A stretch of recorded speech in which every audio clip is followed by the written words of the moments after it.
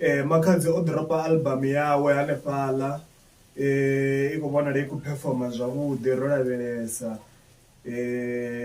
Kha dziṅwe dza dzi track hanefhaḽa hu na disi ine ya vha uri Makhadzi u khou disa Syria the community, i khou trenda nga maanḓa heneyo track ri tshi khou amba zwa zwino. Ndi yone track khulwane ende heyi disi i vhonala i tshi nga i khou shumela Syria, u khou tou nga ri zwa zwino u khou tou wana promo ya mahala ngori nga matsheloni ndo vhona a tshi khou sumbedzisana zwo uri Orosi vho vha vho mu founela a ri ḓivhi uri ndi malugana na mini mara ro vhona dzi post dzawe a tshi khou ralo. So zwi amba na zwo ri heyi disi i khou mushumela.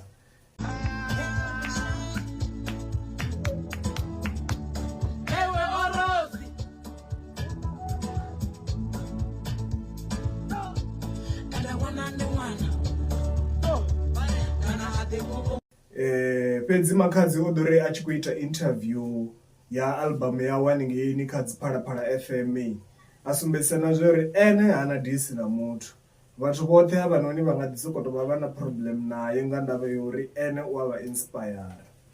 Khadzi una beef na muthu kha tou amba kha muzika we washu wa Tshivenḓa una muthu ane anga tori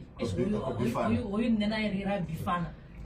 To mango ndi da uri athina beef na muthu na muthihi, ndi nga to tama to khomisa to zwi amba nga uri vhathu vhanzhi vhane vha nga vhona vha tshi nga vha bifana nane ndi tshi checka ndi vhona ungari ndi ava inspire vha to zwi shonela zwi amba lune thina reason ya uri mini ndi vhe ndi khou lwa navho ngori mini ndi ava inspire. Ri hai ezwo ndi hezwo fhedzi ngoho roṱhe ri a i ḓivha yo shoma,